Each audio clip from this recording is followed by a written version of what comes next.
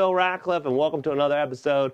Thanks so much for spending part of your Friday with us again today. We've got an awesome episode for you. We have Jess here from Mid-Ohio Foodbank. Thanks, Jill, for coming in. Absolutely. Happy to be here. Well, thank you again. So just to give you a little bit of background, Jill does the communications and digital media management for Mid-Ohio Foodbank with over 15 years in communications, and even you said journalism before that with yes. newspapers and what so she's an expert at getting the word out, and we're going to try to get the word out to you about the great work that they do. So tell us a little bit about the Mid-Ohio Foodbank and what you guys do. Sure. We work with 20 counties in central and eastern Ohio. Mm-hmm. We've been doing that since 1980, have expanded into the other counties. We are part of the Ohio Association of Food Banks, so there are other food banks in the state. Sure. We're the largest. We work with partner agencies to get food out through pantries and soup kitchens and produce markets to really get find the need and get the food where it needs to be. Sure. I think I saw on your website is like your guys' goal is to get over 60 million pounds of food out. Per year or we're past that. Yeah. We were over 70 million last year. Wow, that's awesome. Yeah, and half of that is fresh food. Cool. So for those of us that may not be as familiar, like what is a food bank? What is that concept and where did it come from? Sure. So food banking started as a way to distribute surplus food. Mm-hmm. It really has grown from that. But if you think of a food bank as being the distributor, and a food pantry as being a retailer, and a recipient as being the consumer. So really we distribute the food, and the partner agencies then get it out to people who need it. Because I used to have a client at OSU that his area of study was how food production goes to actual distribution, and he was... At one point I was sitting there talking to him, and he was just showing me throughout the world how much food is just lost and wasted, and it's upwards of almost 50%, you know, between what doesn't get sold, or it's not refrigerated well, or it has to travel too far, or whatever the case, and we have all these hungry people, and over half our food is just, or not over, but a little under half our food is just gone to trash, right? You know, so. And the Ohio Association of Food Banks and the state of Ohio worked out a program so that farmers are reimbursed for harvesting food that they may not normally harvest that would stay in the fields. And then that food is distributed through where it's needed. Food banks. Yes. So it's not always just leftover food from Kroger's or what so. Right, yeah. And it could also be that, you know, totally fresh. Yes. You know, or what so. Yes. Okay. And we also have... we have some real innovation in food acquisition. We have, just this summer, we launched a pilot where we worked with Franklin County Fair for the junior livestock auction. That, you know how that works. People bid on a giant hog, and it's usually a bank or, you know, probably some of your clients. Sure. My father-in-law got one of those pigs. Oh, there you go. And he gave us some. Sometimes they do that, and sometimes they, you know, they basically donate it back to the so they'll bid to win, and then they'll donate it back, and then you'll get... Right. Yeah, so they donate it to us. They get to write it off, and then we pay for the... slaughtering. Yeah. And then it can go. Then it will be distributed. And then that's super fresh too, right? Absolutely. And grain fed and everything, and right? Protein is the #1 requested item in food pantries. Sure, because that's the most expensive thing. It is. Go out, right? It is, and it's except for chicken these days, right? That's pretty cheap. Well, I guess if you're not buying Tyson, then it's more expensive. All right, so. You know, I was reading through your website, and I noticed that, and you mentioned it briefly, that you have, like, lots of partners. And it was, like, 650, and I was like, gosh, that's a lot. It is. So, like, who are these people or organizations, and what do they do? So they're social service agencies or churches or schools who have pantries on site, mostly food pantries. Some are soup kitchens or, as I mentioned, we do distribute fresh food. Half of what we distribute is fresh food. So we also have produce markets, which could be held at a partner agency. And those are... so it's almost the end state where people are going to go to get it from. Yes. Those aren't yours most of the time. Right. Those are other nonprofit agencies that have the manpower to like basically man when people are going to come in to get it and figure out how to give it out and et cetera. Yeah. Okay. And that they are awesome. They know. And it's probably a totally diverse group of different organizations, right? It is. A lot are faith-based, but not obviously not all. Sure. And we try to make it really easy for them. We have online ordering. That's cool. The counties that are not Franklin, we will deliver to those agencies. So if they're Franklin County, they come pick up their stuff. Yes. Yeah. And we'll work with them if they can. Yeah. And we we really want to make sure that they have access to get food out to hungry folks. So are you at capacity, like where there's enough of those organizations that they request all the food that you have, or do you have like extra room for other organizations that may want to distribute? I'm not sure we're ever at capacity because we always want to make sure that we're getting food out. So if you got requests, you would try to beef up to even get more food? Sure. Yeah. We do get requests on a fairly regular basis, and we call them partner agencies, and there's a process that they go through. This was going to ask you. Yeah, and I'm not intimately That's not your side of it, everything, yeah, we have an agency services team that... so they would apply... They probably got to be a 501c3 nonprofit or what so. And then after that, you guys approve them, teach them the process, and then they would be able to order from you. Yeah, and there are compliance issues, food safety and things like that. Sure, you don't want to make a bunch of people sick, right? Right, yeah, and you have to have the ability to communicate with the people that you got the food out to if something does, if there is something that's recalled or whatever. Gotcha. That, Okay. There's a lot of tricky pieces to it. Again, I'm not the expert in that side. But. Yeah.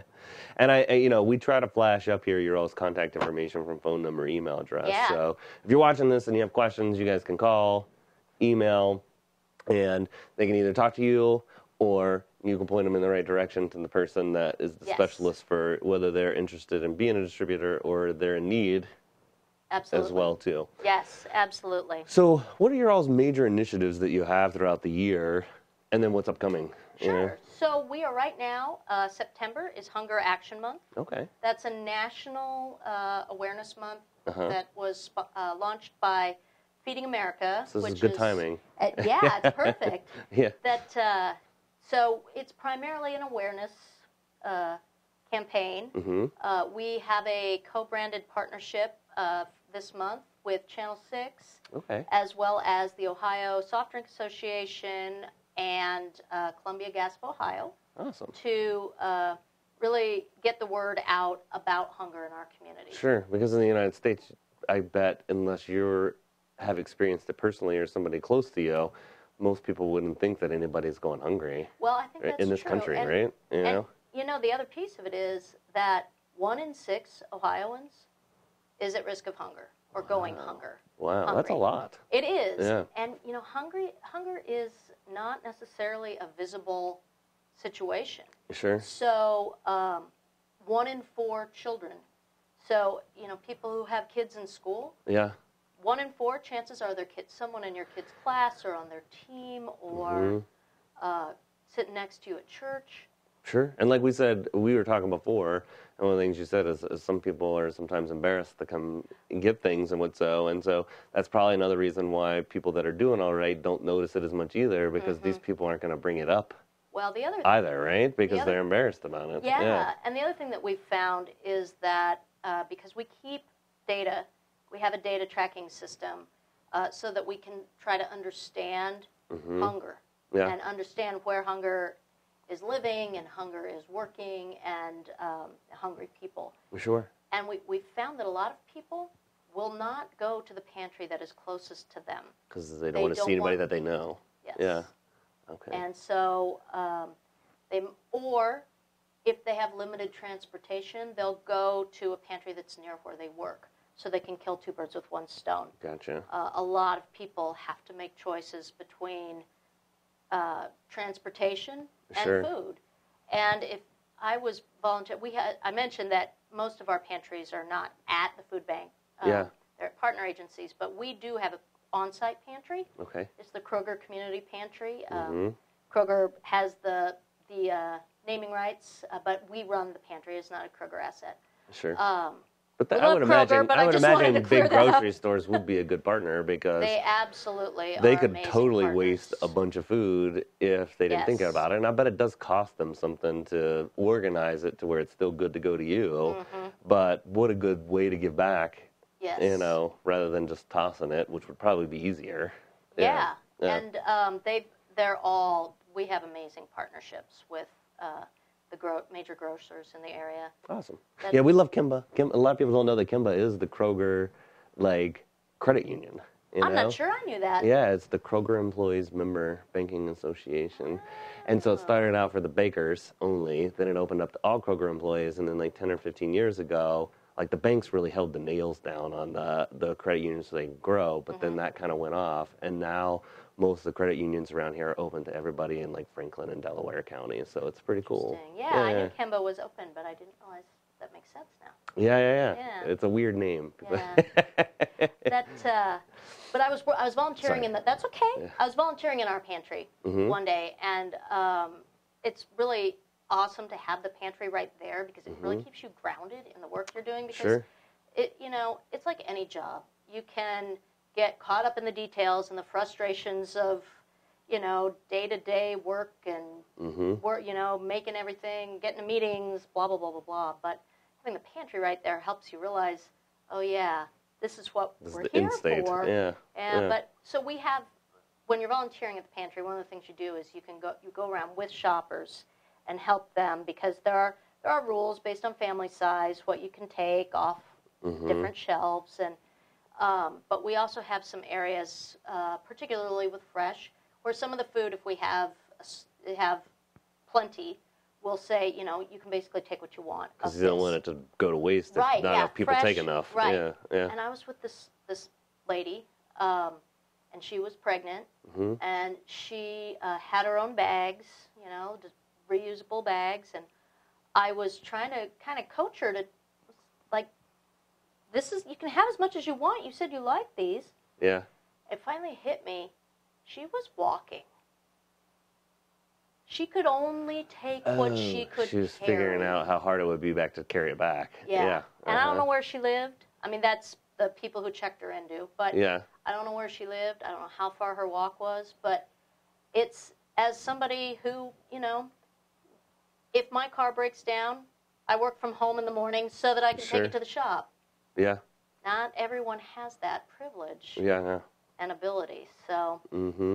Yeah. It is interesting. Some of the things you probably wouldn't think about because you don't have that challenge. Yeah. Right. Yeah. And I've been at the food bank almost a year, but I'm learning every single day about the challenges that people are facing and the resiliency of hungry neighbors in our community. The troubleshooting that they do, the balancing act that they're doing every day to try to make, there are parents who are skipping meals so their kids can eat. Yeah. There are families, there was a young woman about 14 who was in our pantry one day. Her name is Maria, and Maria's father worked a full-time job and a part-time job. His parents lived with them.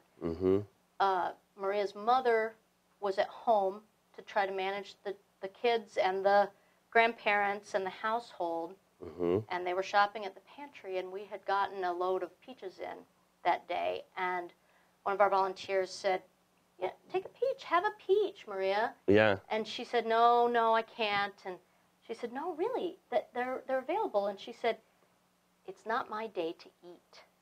Oh, man. So she had, basically burned that into her consciousness. Yeah. As a rule. Yeah. And that was how her family coped. Sure. Man, that's sad. Yeah.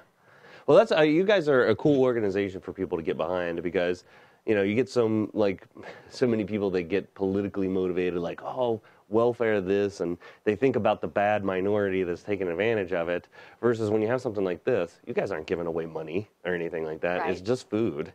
And so I would say the majority of people that are going to come to you are people that really need it. Oh. They're not trying to freeload off the system or anything like that. And so, you know, if people wanted a way to help for something that's such a basic thing, and like you said, helps a higher proportion of kids, then that sounds like a really awesome thing to get behind. So maybe share with some people some ways that they could get involved if they wanted to. Well, we have volunteer shifts on a fairly regular basis. You can go to volunteerhub.com and search for Mid-Ohio Foodbank. I think we probably have a / Mid-Ohio Foodbank, but I'm sorry, I can't remember that. But if you just search for Mid-Ohio Foodbank, you can find us that way. They click on the Get Involved thing. You can click on the Get Involved. And then there's all those different things that they could do, right? Screen. Wish I had one of those at home. Should let you play for it with it before. But yes, this is all ways that you can get involved. We have volunteering. Obviously, we love financial donations. Sure. Because of our buying power, every dollar that's donated, we can basically turn into $4. Because you get to buy at such a discount. Yeah, and that's bulk. Awesome. And, you know, obviously, we love any kind of donation. Don't get me wrong. Food is always appreciated, and can drives are such a visceral way to feel, you know, you can see what you're doing. Yes. But you've gone to a grocery store and bought that can. $1 for $1, right? Yeah. And it's already marked up for retail. Sure. We don't have to pay that retail cost. So your money goes further if if it's a financial donation. As I said, obviously. Plus, it's deductible, too. It is. Yeah, it is. That's your side of things. But, but we also, advocacy is huge for us. The both, you know, grassroots efforts are extremely important. And, you know, right now I think a lot of people are politically aware, no matter where they fall on the political spectrum. You know, hunger is not a partisan issue. Sure, I agree. Everybody is at risk of hunger if just something goes wrong. Yeah. And it really is. Well, it's interesting. I mean, I just know the statistics. It's the majority of Americans in this country, even though they may be doing pretty well because they have good paychecks, they're still living paycheck to paycheck, even though they may not realize it because they're living a good life. There's just not much savings there. And there are all these debts and everything to pay. And if the income was to go away, they have very little that would stop them from pushing down. And, you know, one of the things that we hear, which I think is really more of a myth, but we do hear, well, people pull up to food pantries in a brand new Cadillac and then they get out and they, as I said, I think that's pretty much a myth. Yeah. But, you know, the fact is, maybe that car was paid off before somebody hit, and that's all they have. Sure. They might be sleeping in that car.